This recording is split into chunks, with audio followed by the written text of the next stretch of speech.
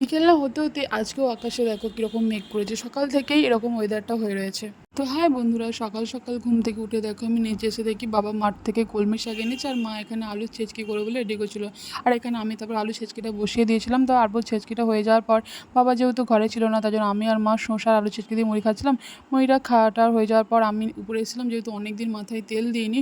তো আজকে ভাবলাম যেহেতু বাড়িতে আছি তাই জন্য তেল দেবো, মাথায় তেল দিয়ে পরে কিছুক্ষণ পরে আবার শ্যাম্পু করে নেবো। তো তাই জন্য মাথায় তেল টেল দিয়ে আমি নিচে চলে এসেছিলাম। নিচে দেখি মা এখানে সবজি কাটছে, হচ্ছে রান্না করার জন্য কড়াই কাটছিল। তারপর মা এখানে রান্নাটা চাপিয়ে দিয়েছিল আর আমি স্নান টান করে এখানে এসে দেখো ভাত খেতে বসেছি। ভাত খেতে বসে মা এখানে কলমি শাক ভাজা, পটল ভাজা আর এই তরকারিটা করছিল আর আমি চাটনি করছিল। আর আমি এসব কিছুই খাই না, তাই জন্য আলু দিয়ে ভাত খাই। তো তারপর দেখো আমি বিকেলবেলা ঘুম থেকে উঠে এখানে চা খাচ্ছিলাম। চাটা খেয়ে ভাবলাম ছাদে যাব। ছাদে এসে দেখি তোমাদের একটা জিনিস দেখাই। তো আজকে সকাল থেকে মেঘলা মেঘলা ওয়েদার, যেহেতু পরশুদিন হচ্ছে প্রচণ্ড পরিমাণে ঝড় হয়েছে, তার জন্য আমাদের এখানে দুদিন কারেন্টই থাকে না। তার জন্য কোনো ভিডিও আপলোডও করতে পারিনি। আর কাদের কাদের ওখানে ঝড় হয়েছে একটু কমেন্টে জানিও।